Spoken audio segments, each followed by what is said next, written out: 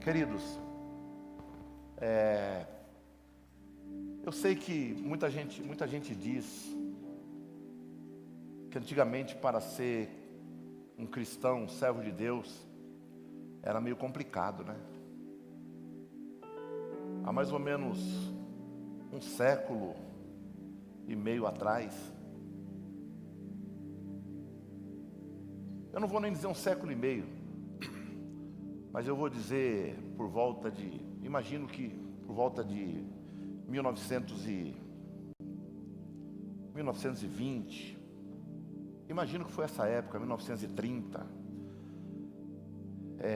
uma das fundadoras, a esposa de um dos fundadores, eu não lembro se foi a esposa de Gunnar Wingren, um dos fundadores das Assembleias de Deus no Brasil, chamada Frida Wingren, ou se foi a esposa de Daniel Berg, que eles vieram os dois para cá. A história diz que eles oravam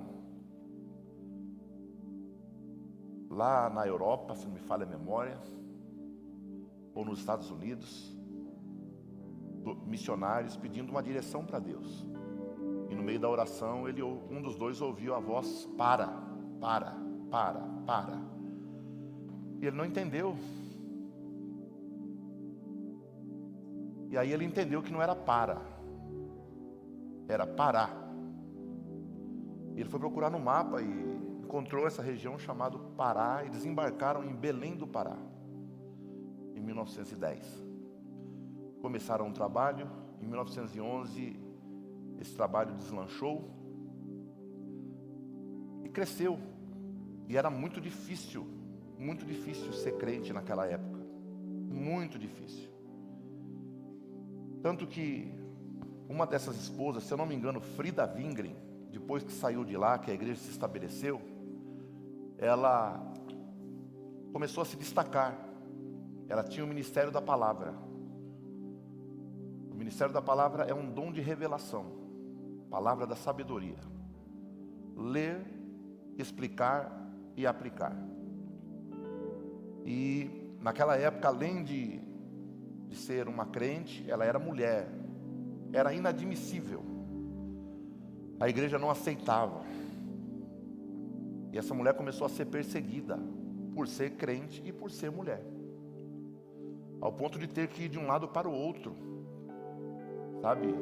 Foi acusada injustamente, porque queriam roubar dela a fé e também o ministério. E uma das suas filhas morreu.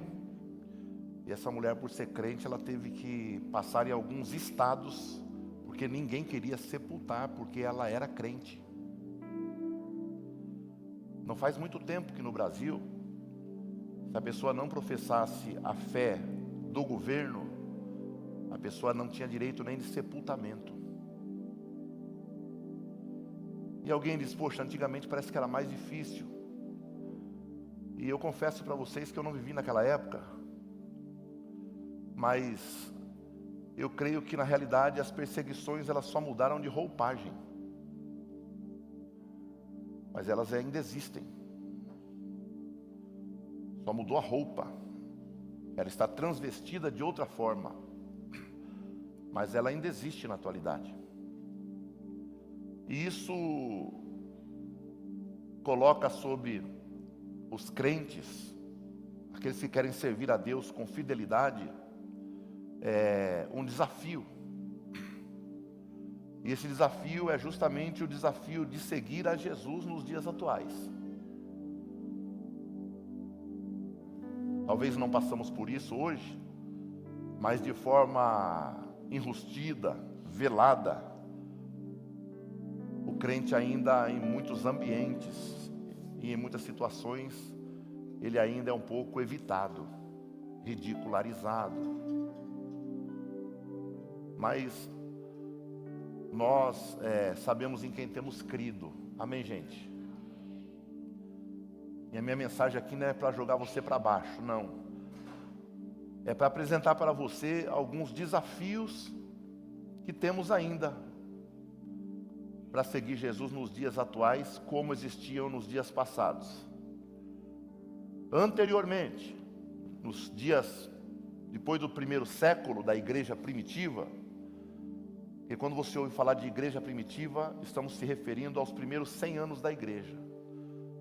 Até o ano 100, quando o livro do Apocalipse foi escrito. Ali, a Bíblia Sagrada foi fechada. Amém, gente? A Bíblia Sagrada não foi fechada e montada pela igreja romana como alguém ensina. Não. O cânon sagrado, ele já foi fechado no livro do Apocalipse. Deu o ano 100, o primeiro 100 anos da igreja, o cânon sagrado já foi fechado.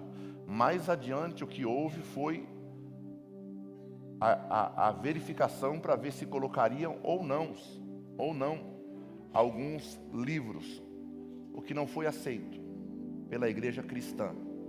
Os 7 livros foram rejeitados, tratados como apócrifos ou falsos, que foram escritos de 400 a.C. até o nascimento de Cristo, um período em que Deus não falou com a humanidade. Após o primeiro século, a igreja foi duramente perseguida. E isso já começou no ano 70, quando os crentes se reuniam no templo para orar, para repartir o pão. E um homem chamado Nero, ele decide colocar fogo em Roma. E ele incendeia Roma. E quando Roma está pegando fogo, ele vai na varanda do seu piso superior e ali ele fica cantando ópera enquanto a cidade pega fogo. Enquanto morriam milhares de pessoas, ele está celebrando, porque ele já tinha algo em mente: colocar a culpa nos cristãos. Foi então que ele colocou a culpa e falou: quem fez isso foram os cristãos. Então agora envia um homem chamado General Tito a Jerusalém. Esse homem vai com uma equipe de guardas e ali começa uma grande perseguição contra a igreja. Isso já no primeiro século. E ele vai a Jerusalém, ele destrói o templo de Jerusalém, onde os judeus adoravam, que havia sido construído por Salomão, derrubado por Nabucodonosor, reconstruído por Neemias e reformado por Herodes.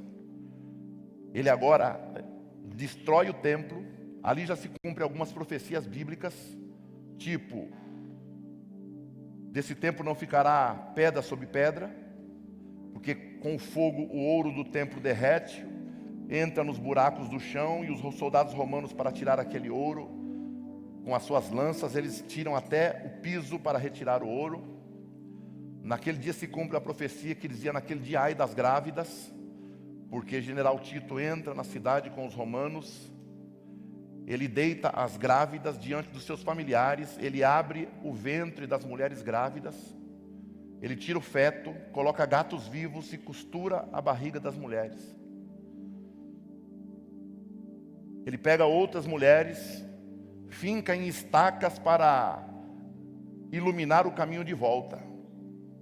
Finca em estacas, joga azeite e põe fogo.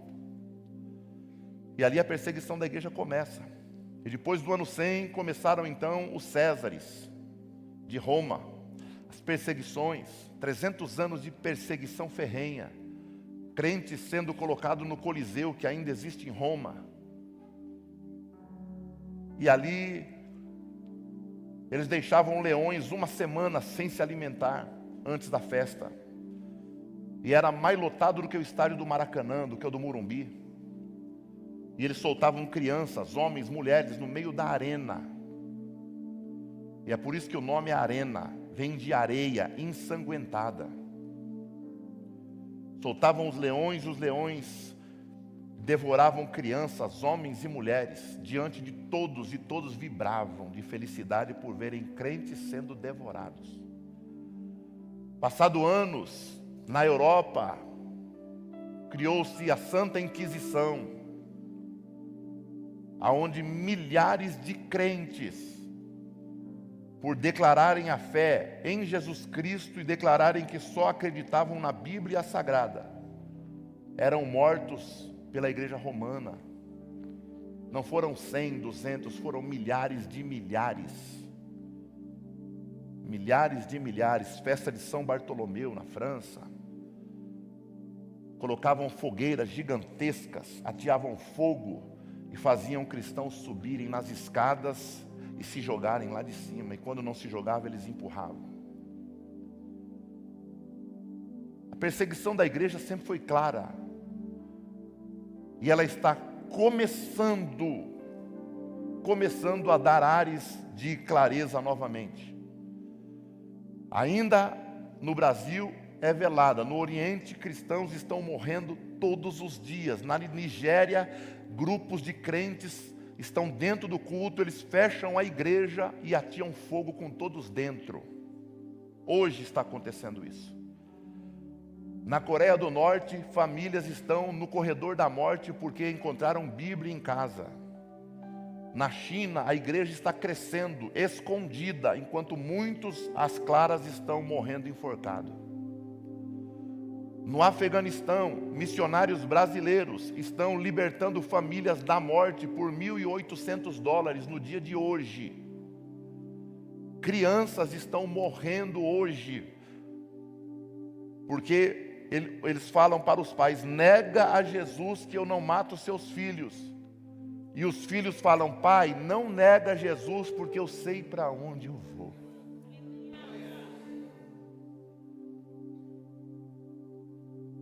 Então, essa perseguição que existiu, que hoje existe velada aqui no Brasil, e que já está novamente às claras em muitos lugares, não vai demorar. Ela vai dar os seus ares aqui também na nossa região. E os desafios de seguir a Jesus são os mesmos. Quando Jesus escreveu, Lucas disse, o que Lucas escreveu em 9:23, Lucas 9:23, ele disse assim: dizia a todos: se alguém quer vir após mim, a si mesmo se negue, dia a dia tome a sua cruz e siga-me. O termo negue-se, ele diz respeito a rejeitar, abdicar, renunciar o ego. Vem da palavra arneomai, que significa rejeitar o meu desejo. E esse termo, seguir a Jesus, é negar o seu próprio desejo. Ele não diz respeito a um fim. Eu nego a Jesus, rejeito o meu, eu sirvo a Jesus, nego o meu desejo, está resolvido. Não, isso é um meio. Isso não é um fim, está tudo resolvido. Não, é só um meio. Então, eu nego o meu ego, eu abro mão, rejeito o meu ego, sigo a Jesus e aí eu vou começar a minha caminhada. Quem está entendendo? Diga amém. Paulo disse em Gálatas 2, versículo 20, ele disse assim, logo, já não sou eu quem vivo, mas Cristo vive em mim. E esse viver que agora tenho na carne, vivo pela fé no Filho de Deus, que me amou e a si mesmo se entregou por mim. Paulo está dizendo justamente isso. Eu neguei o meu ego, os meus desejos, eu abri mão, para que agora eu não viva, mas que Ele viva em mim. Você está entendendo? Então esse é o começo do desafio de seguir a Jesus. E por que eu estou pregando isso? Pastor, é um culto evangelístico para quem não é crente? Não, é para os dois. Para quem não entregou a vida a Cristo ainda e para quem já pensa que entregou a vida a Cristo. Porque muitos de nós achamos que sou crente, batizei, senti a presença de Deus, fui batizado com o Espírito Santo, está tudo resolvido. Servir a Jesus é um desafio que requer responsabilidade, compromisso, integridade. Seguir a Jesus é o maior projeto de vida que existe. E Ele continua chamando pessoas para segui-lo, mesmo dentro, inserido, de uma sociedade que valoriza o individualismo e o prazer imediato. Ele continua chamando pessoas para negar o seu ego, quando na realidade vivemos num período em que todo mundo quer aparecer. Ele nos chama a segui-lo e servi-lo dentro de um contexto onde todos querem o prazer imediato. Quem pede uma comida, se está marcado 40 minutos, deu 45, 50, já quer ligar. Já queremos ligar. Não me inclua fora dessa. Nós vivemos num período em que qualquer atraso nos irrita, menos quando nós atrasamos. Não é? Qualquer coisa irrita a gente. Mas esse convite de Jesus, ele é pessoal, ele é radical e ele é transformador. Eu vou repetir, esse convite de Jesus é radical. Irmão, quer ser radical de verdade? Não é pegar o skate, uma mochila nas costas e descer a Costa e Silva, lá perto da petroquímica, com a bolsa, com os braços abertos, não. Ser radical é ser crente na atualidade, isso é ser radical, é ir na contramão de que todos estão indo, e quando todos estão dizendo uma coisa, você está dizendo não, é diferente, esse é o desafio. Esse convite é radical, é transformador, porque Jesus não quer melhorar a vida de ninguém, Ele quer transformar. Aquele que roubava não rouba mais, o que mentia não mente mais, o que adulterava não adultera mais, o que não pagava imposto agora paga direito. Ai, mas se eu pagar todos os impostos que tem que pagar, eu vou falir. Só se Deus não for na tua vida. Se você cumprir o seu papel, Deus cuida de você, Deus cuida de mim, Deus cuida de nós. Aleluia. E Ele é pessoal, não é para quem está do teu lado, não. A gente não tem disso? Era hoje, a mulher fala assim, era hoje que meu marido precisava estar aqui para ouvir essa palavra. Era hoje que minha mulher precisava estar aqui para ouvir essa palavra. Está enganado, enganada. É hoje que você precisava estar aqui para ouvir essa palavra. Glória a Deus. Então, tá? Você está ouvindo o quê? Um chamado? Tem alguém aqui? Tem alguém aqui de verdade, sentindo que Deus está te incomodando e te chamando? Tem alguém? Eu escutei um glória. Porque eu nem comecei a pregar. É só a introdução. É só a introdução. Então, essa é a questão. Tem alguém entendendo, já sendo incomodado, confrontado? Tá? A ponto de entender, Deus está me chamando e eu estou disposto a responder. Aleluia. Glória a Deus. Então, quais são esses desafios? O desafio, o primeiro, tá? É o relativismo moral. Relativismo moral é um desafio que está aí diante de nós. Isaías 5:20 está escrito assim: ai daqueles que chamam o mal bem e o bem mal. Tá certo? Olha aí, eles trocam. Hoje, me perdoe a expressão, posso falar? Hoje o poste está urinando no cão. Hoje está assim. Hoje, o homem não quer ser mais homem, a mulher não quer ser uma mulher. O casado quer separar. O separado está doido para amigar, porque já casou uma vez, mas não quer mais. Prefere viver enrolado. Sabe? Hoje está tudo às avessas. Hoje o certo é fazer o errado. Hoje quem se declara aliado do crime organizado, do tráfico de drogas, é solto. Quem fala de Jesus na Paulista, apanha.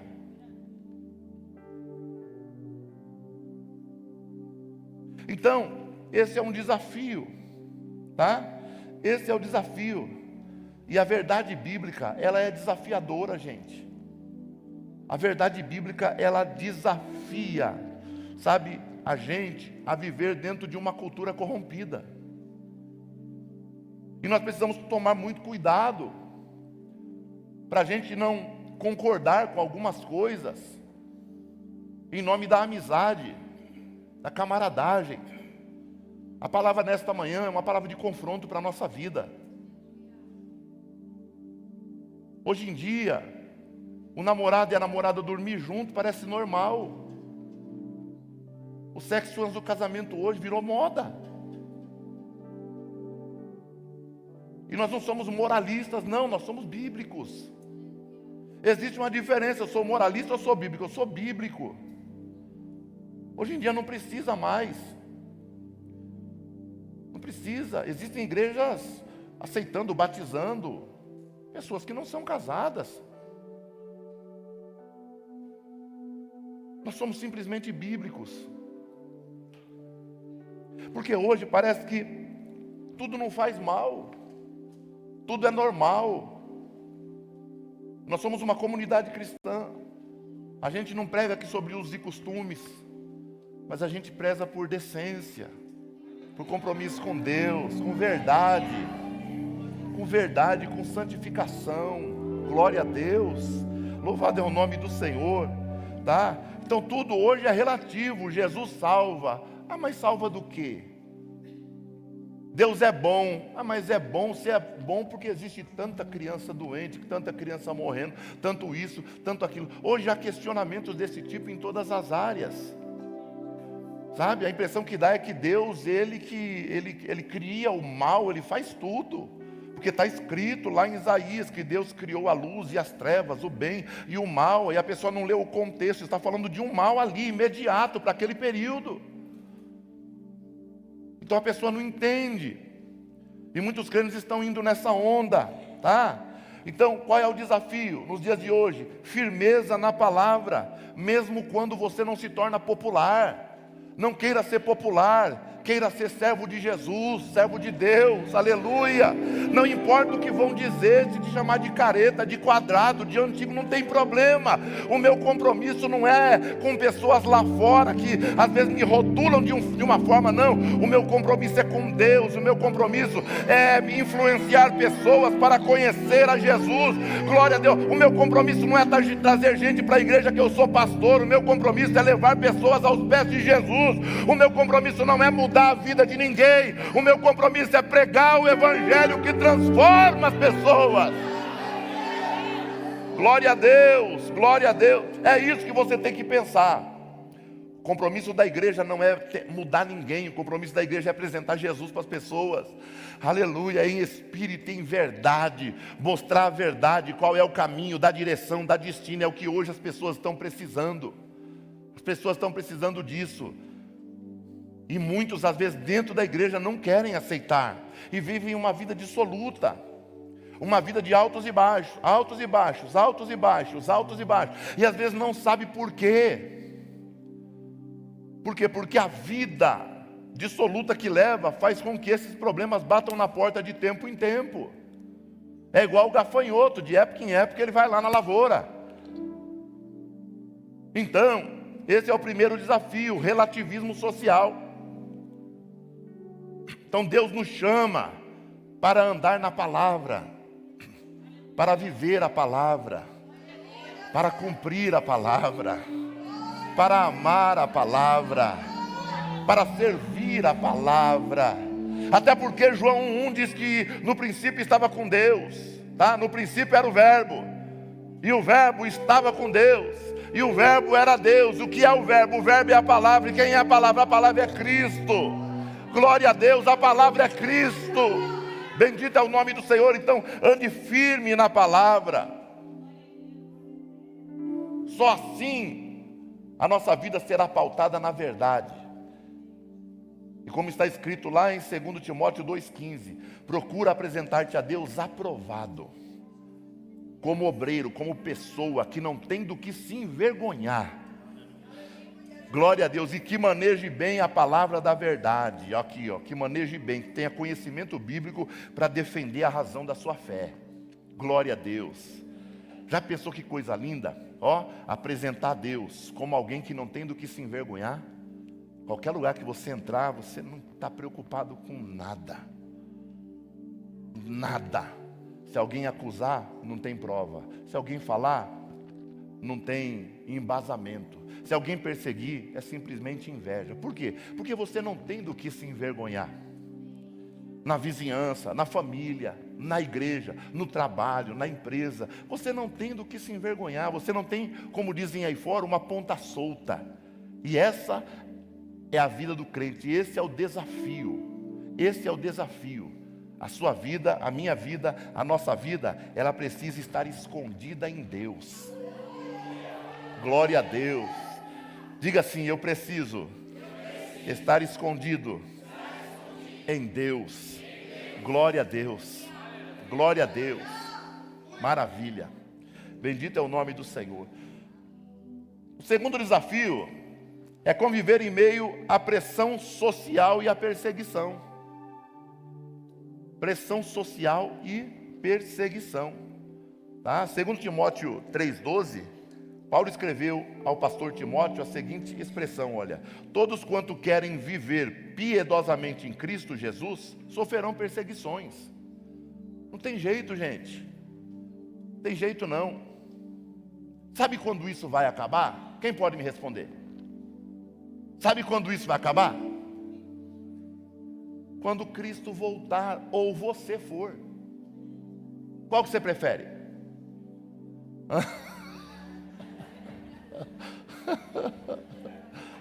Que pergunta, pastor, pelo amor de Deus, né?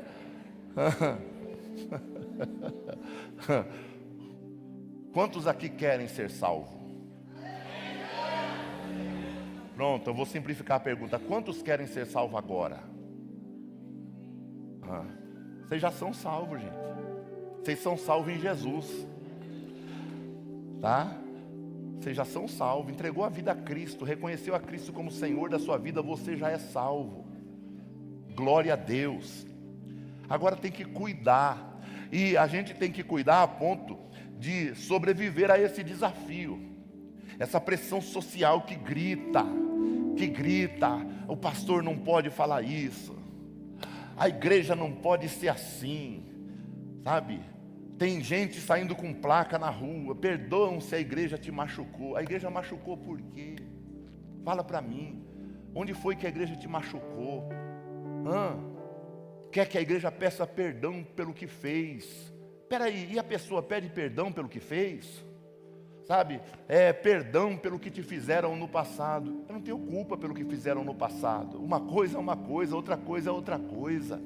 Então nós vivemos debaixo de uma pressão social, tá? Hoje, o seguidor de Jesus é frequentemente ridicularizado, tá certo? E até mesmo ignorado. Tem lugar por aí, pensa que não, que você não é convidado, que quando você chega o assunto muda, e tem pessoa que pensa que está te ridicularizando assim. Calma que o irmão chegou. Não, na realidade as pessoas não estão entendendo que a graça de Deus na tua vida já está envergonhando, e eles não têm coragem de continuar o assunto. É Deus na tua vida, é a presença de Deus na tua vida, é a glória de Deus na tua vida, que faz que quando você chegue, de longe você já escuta alguém dizer: calma, o irmão chegou. chegou, ele é crente. A piada acaba na empresa, em qualquer lugar, porque você acabou de chegar. Isso é uma maneira de tentar te ridicularizar, mas na realidade, quando você ouve, você sente Deus falando: é assim que eu estou te aprovando. Glória a Deus, porque estão vendo diferença na sua conduta, nos seus modos vivendi. Glória a Deus. Não fica triste por isso não. Fica triste não. Porque hoje os governos querem ensinar o pai e a mãe como se educa um filho. Hoje a escola secular é doutrinada. E eu não estou falando aqui de política. Púlpito não é para isso. Púlpito não é para isso. E eu não uso aqui para falar de política. Até porque eu nem entendo de política. Tem gente aqui que trabalha com política, da área política, e sabe. Eu não me envolvo, mas também, não me envolvo. Oro por eles, para que Deus abençoe. Porque Deus abençoando eles, nós vamos ter uma vida mais tranquila. Deus dando sabedoria nas decisões, nós vamos ser abençoados. Mas eu não me envolvo, eu não entendo. Ok? Mas hoje as escolas são doutrinadas. O aluno é ridicularizado. Então esse é o desafio. Esse é o desafio. Até, irmão, até quando você vai fazer um casamento, se você falar que é crente, o preço é outro.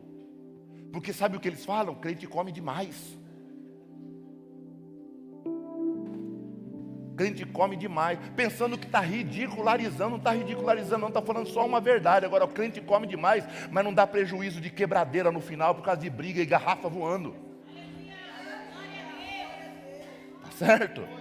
Come mesmo, e come com vontade, irmão. Crente come, imaginando que Jesus está voltando no fim da festa. E ai, se o bolo acabar?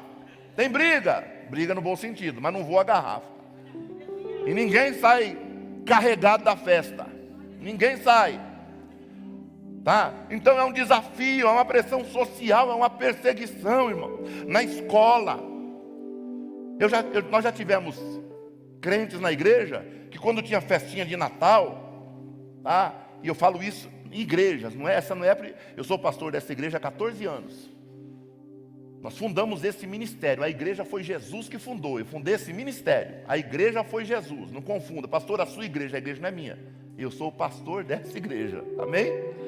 Tem gente que fala, sua igreja, pastor. Eu até entendo quando a pessoa fala sua igreja, mas eu não sou dono dela.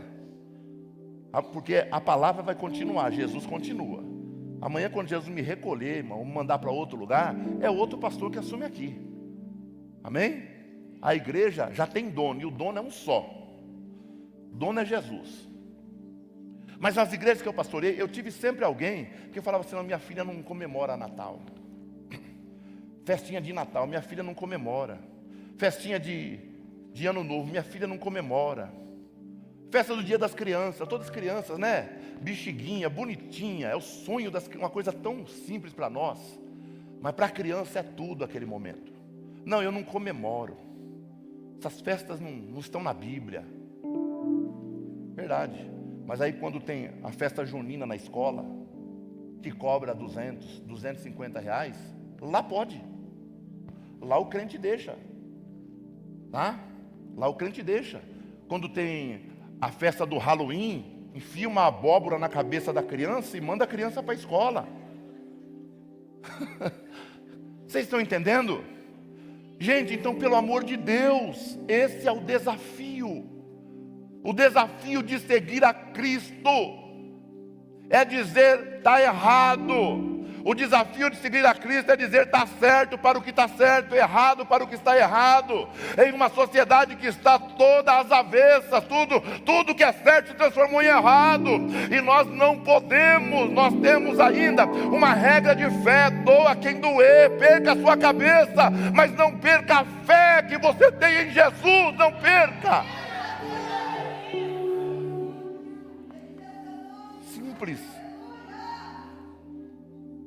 Simples. Alguns colocam a criança em escolas confessionais, não porque é crente, mas não conhece nem a doutrina da escola. A escola é da igreja Novidade de Vida. Vou colocar meu filho lá porque é da Novidade de Vida, é uma escola crente. Mas você conhece o dogma, os ensinamentos da igreja que fundou aquela escola? Você conhece? Às vezes você está colocando o seu filho num lugar onde vai adorar santos, onde vai adorar ídolo, aonde vai falar para você, olha, as festas do judaísmo do passado têm que ser feitas no dia de hoje. Você não pode falar isso, esse dia aqui é santo, os outros não são. Não, pelo amor de Deus, a igreja precisa entender, a igreja precisa de conhecimento bíblico. Esse é o desafio. O desafio é viver debaixo desta pressão, de falar assim, eu tenho uma posição em Jesus e nada vai mudar, porque quem me salvou foi Jesus, quem mudou minha vida foi Jesus. Esse é o nosso desafio. Esse é o nosso desafio. Quem está entendendo, dá para dar um glória a Deus? Posso pedir para você dizer alguma coisa para quem está do seu lado? Posso? Diga assim, olha, a fé autêntica resiste e suporta até a pressão social da atualidade. Amém? Glória a Deus, glória a Deus. Então, em terceiro lugar, terceiro desafio é viver dentro de um momento de um estilo de vida apressado e superficial. Estilo de vida apressado e superficial. Sabe que tem gente que não dá mais, né? Porque se virar para trás para ver a hora fica chato. Mas tem gente que não vê a hora de eu terminar aqui a pregação. Não é se a pregação é boa ou não, está falando comigo ou não. É por causa do horário. Tem uns que ainda daqui, eu não conheço a vida de ninguém aqui, fora aí, seus costumes, as atividades, mas estou tirando uma base. Tem uns que já estão preocupados porque senão não dá tempo de ir para a feira.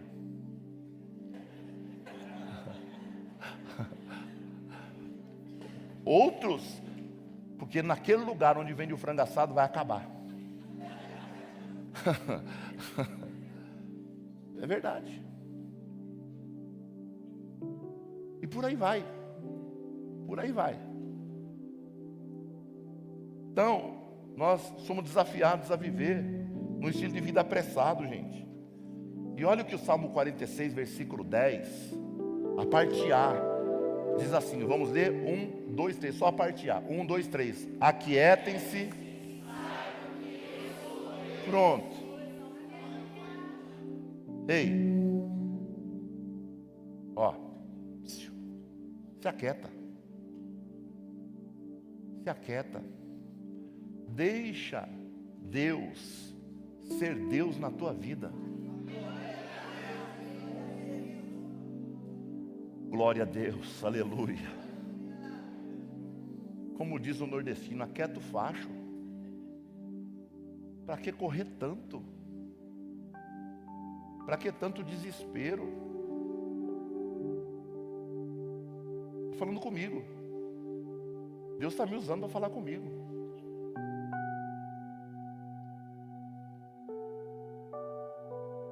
Estou fazendo 3 cursos ontem. Ontem minha esposa, minhas filhas teve que ir para um lugar, para o outro. Eu passei o dia enfurnado na frente do computador estudando. Até de noite. E a pergunta que eu fiz para mim mesmo, meu Deus do céu, o que eu fui arrumar? O que eu fui arrumar? Na sexta fiz 2 provas. Amanhã, de manhã, 8h30 da manhã, eu tenho 2 provas para fazer presencial. 10 da manhã eu tenho uma reunião. Eu pensei, meu Deus, o que eu estou fazendo? Agora eu tenho que terminar tudo. Porque começar e não terminar é pior. Então agora tem que terminar. Então Deus está falando conosco. Meu filho, se aquieta, acalma o teu coração, deixa eu trabalhar em teu favor. Porque se você deixar eu trabalhar em teu favor, em meio a esse momento caótico, tudo apressado, você vai entender, quando acontecer a transformação, que foi resposta minha. Glória a Deus. Então tenha calma. Controle os seus ânimos. Glória a Deus. Bendito é o nome do Senhor. Isso chama-se mordomia cristã. Está pensando que mordomia é deitar na rede, tomar suco de maracujá? Mordomo administra a casa enquanto o dono está fora. É isso que Jesus fez. Depois que ele ressuscitou, ele foi para o céu, está à direita de Deus. E ele deixou a igreja aqui para exercer mordomia. Significa administração. Nós temos que administrar isso aqui, ó. Nós temos que administrar. Eu tenho uma responsabilidade com igreja, eu tenho responsabilidade primeiro com família, depois igreja, lógico que Deus em primeiro lugar. Você tem responsabilidade com família, com trabalho, sabe? Com departamentos da igreja que você lidera ou atua. Mas se aquieta, senão você vai morrer antes da hora. Se aquieta, para que Deus apareça na tua vida e você venha glorificar a Ele através do seu estilo de vida. Glória a Deus. Não porque eu tenho que trabalhar, porque de manhã é melhor. Não porque à tarde é melhor. Não porque à noite é melhor. E dinheiro que entra. Quando vai colocar na mesa, está lá o tufo do dinheiro. Daqui a pouco, cadê o dinheiro? Sumiu. Por quê? Porque está correndo atrás daquilo que dá lucro. Quando Deus, antes de você fazer, Deus quer que você seja alguém que confia integralmente nele, na ação dele, no poder dele, no cuidado dele. Aleluia.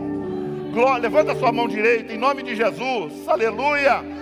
Que o Senhor Deus Todo-Poderoso, que liberou essa palavra sobre esta igreja, faça repousar sobre você um sentimento, uma necessidade de descanso, para que você reconheça que Ele está cuidando da tua saúde, da tua família, da tua casa, do teu trabalho, dos teus negócios, da tua empresa, e para que você reconheça esta semana uma porta que se abrirá, uma notícia grande que chegará, e você compreenda de forma clara, resoluta, que foi o Senhor que operou, porque você descansou nele. Glória a Deus.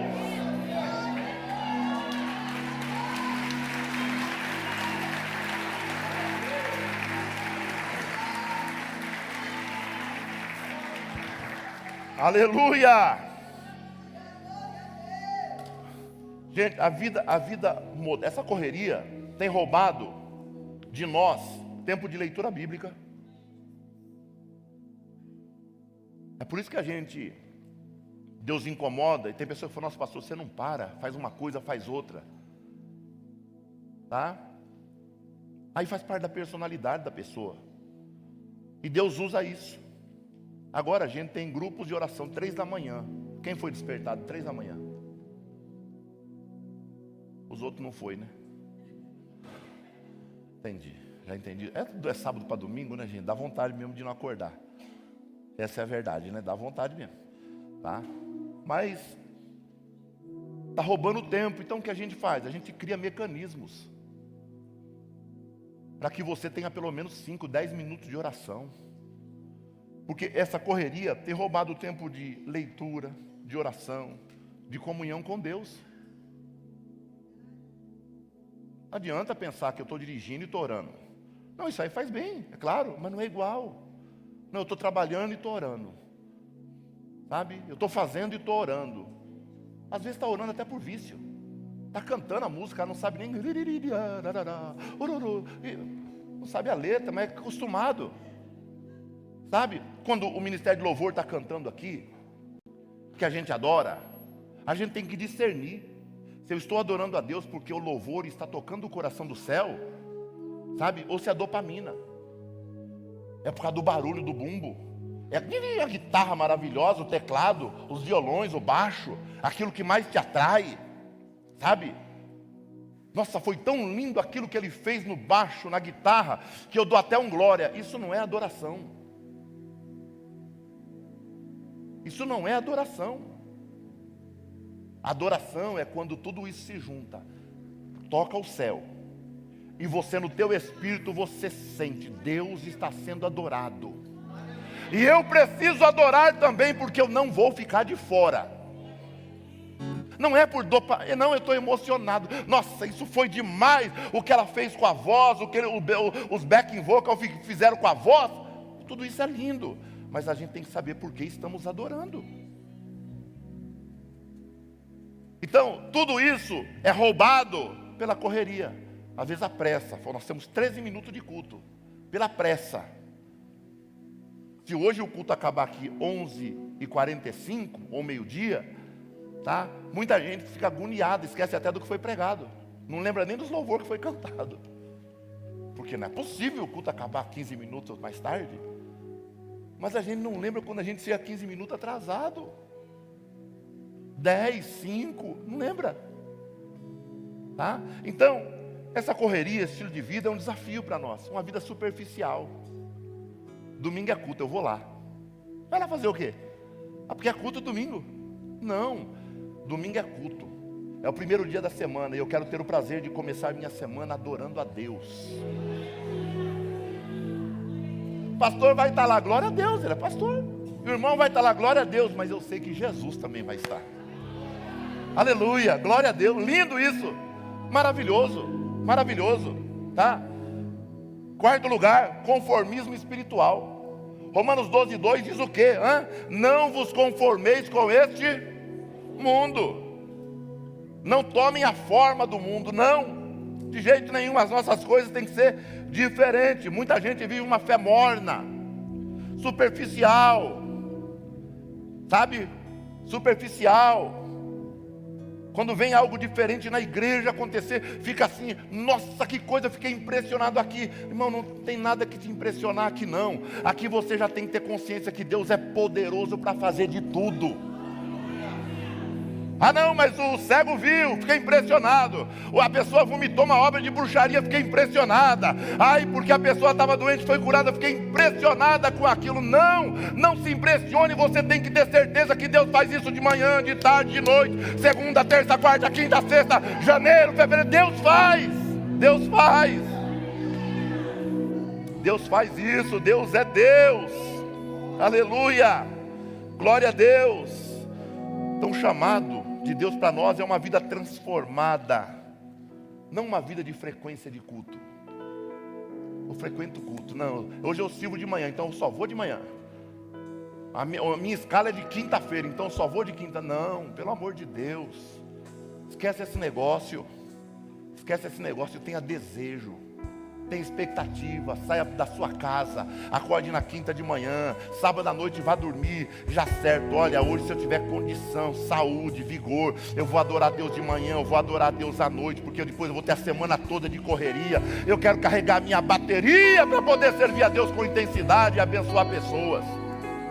Glória a Deus, glória a Deus, glória a Deus, glória a Deus. Não se conforme com pouco, pelo amor de Deus.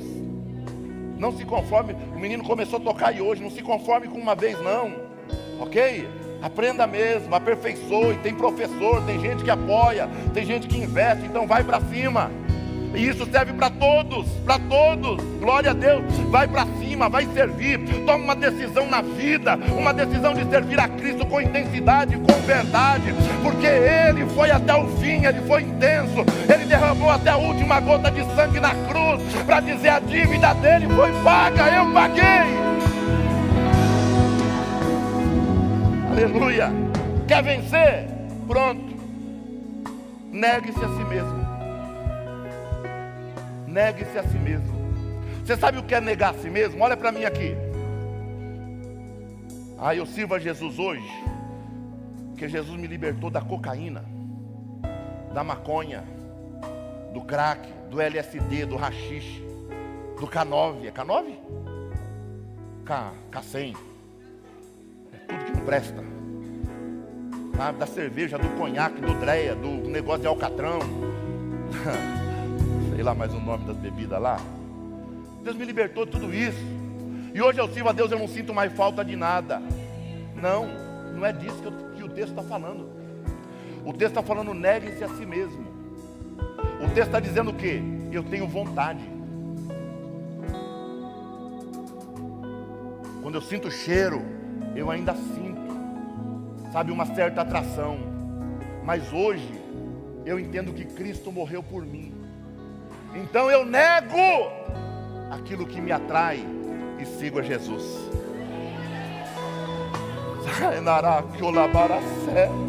Aleluia. Ó. Uau. Que avião. Isso que é mulher. Olha só isso. Isso sim que é mulher. Negar a si mesmo é quando você vê, dá o desejo de passar outras fotos, você desliga a tela e fala: Senhor, me ajuda. Eu tenho essa queda, mas eu tenho esposa, tenho família, eu amo minha família, eu sou teu servo. Embora eu seja traído, eu abro mão, porque eu sei e reconheço o teu sacrifício por mim na cruz. É luta diária, é luta diária.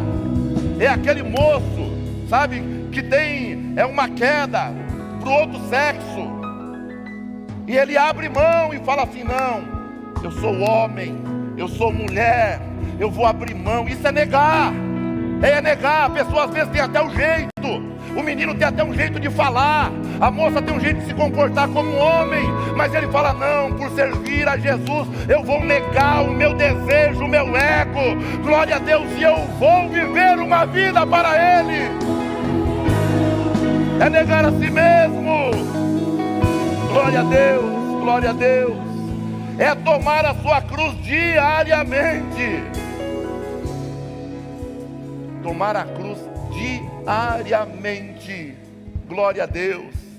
Paulo escreveu para Timóteo, em 2 Timóteo 2,3: sofre comigo, participa comigo das aflições como um bom soldado.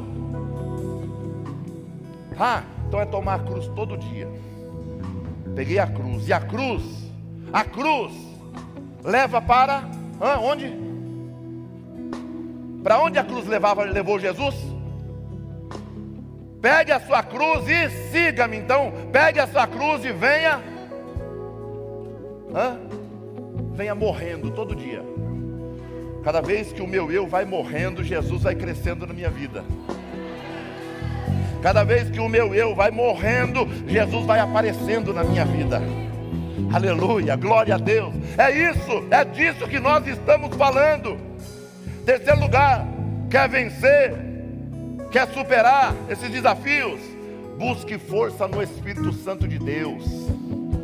Busque força em Deus. Efésios 6,10 diz: fortalecei-vos no Senhor e na força do seu poder. Glória a Deus. Gálatas 5,16 diz: olha, andem pelo Espírito e jamais cumprireis a vontade da carne. É assim que nós vamos vencer. Glória seja dada ao nome do Senhor. Amém? Fique de pé, por gentileza. Glória a Deus.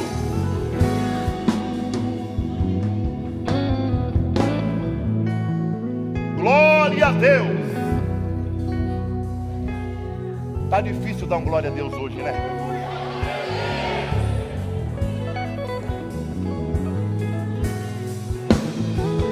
Glória a Deus.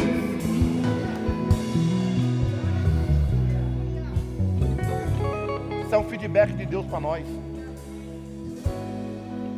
O tema da mensagem podia até ser esse, né? Feedback de Deus.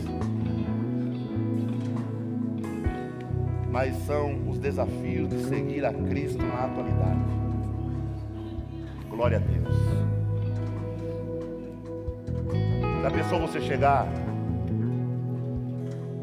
num filho seu com 25 anos e falar: filho, você fez isso errado a vida inteira, por isso você não vai herdar nada. O que o filho vai te dizer? Mas pai, mãe, eu tenho 25 anos, agora você vem me dizer que eu fiz tudo errado? O senhor nunca me falou. Deus está nos dando feedback para a gente amanhã não dizer: o senhor nunca me avisou. Deus está avisando para a gente: eu te quero mais perto, eu quero vocês mais perto de mim. Eu não quero teu coração, a tua adoração, eu quero você por inteiro. Glória a Deus. Glória seja dada ao nome do Senhor. Aleluia, o preço é alto, viu? Mas o propósito não é terreno, o propósito é eterno. O propósito é eterno. Quando Jesus fez aquele sermão em João 6, Jesus diante de uma multidão, Jesus dizia assim: olha, quem não come da minha carne e não bebe do meu sangue, não tem parte comigo. Aí os romanos acreditou os crentes de canibalismo. Olha, os crentes bebem sangue e comem carne. Jesus estava fazendo de forma, era uma metáfora. Comer da minha carne e beber do meu sangue, ou seja, quem não participa dos meus sofrimentos, quem não passa pelo processo que eu passo, não tem parte comigo. Quando Jesus estava pregando, foi saindo 10, 100, 500, 3.000, 4.000. Foi saindo as pessoas. De repente Jesus olhou, só tinha os discípulos. Jesus olhou e falou assim: vocês também não vão me deixar? Porque eu dei essa palavra dura? Pedro fez assim: olha, posso falar, Senhor? Jesus disse: pode, Pedro. Você não vai me deixar também não? Pedro disse assim: para onde iremos nós? Somente o Senhor tem palavras de vida eterna. Glória a Deus. Diga só mais uma vez para quem está ao seu lado: você não tem por onde correr. Diga: se você pensa em vida eterna, só Jesus tem para te dar. Glória a Deus.